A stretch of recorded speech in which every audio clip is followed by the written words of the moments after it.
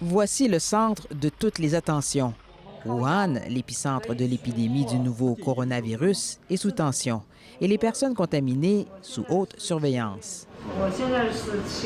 Nous avons 7 patients aux soins intensifs, précise la directrice de ce centre d'isolement. Isoler également la ville pour tenter d'enrayer l'épidémie avec des mesures exceptionnelles. Suspension des transports en commun dès jeudi matin. Plus d'avions ni de trains en partance de Wuhan. Les résidents invités à rester et les étrangers à se tenir à l'écart. Les autorités chinoises font comprendre que l'on se trouve à un moment critique. Ce responsable explique que le virus se transmet par voie respiratoire et pourrait muter et que cela accroît les risques de propagation. Voilà qui complique les mesures de contrôle, dit-il, en ajoutant qu'il ne faut pas prendre la situation à la légère. Message reçu 5 sur 5 par les Chinois qui portent des masques. Comme ces passagers qui partent, au nombre des centaines de millions de Chinois qui participent à la plus grande migration humaine annuelle au monde pour fêter le Nouvel An en famille.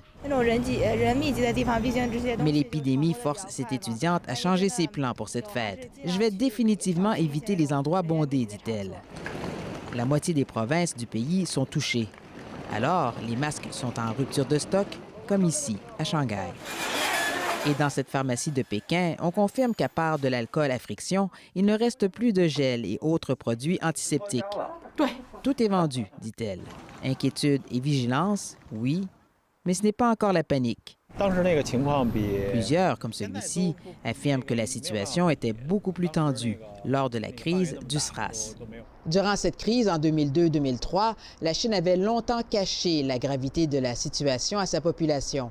Cette fois, Pékin assure qu'il dévoile les informations à temps et qu'il collabore avec l'Organisation mondiale de la santé.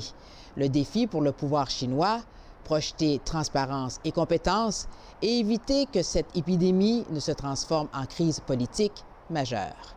Ici Annick Béraud, Radio-Canada, Pékin.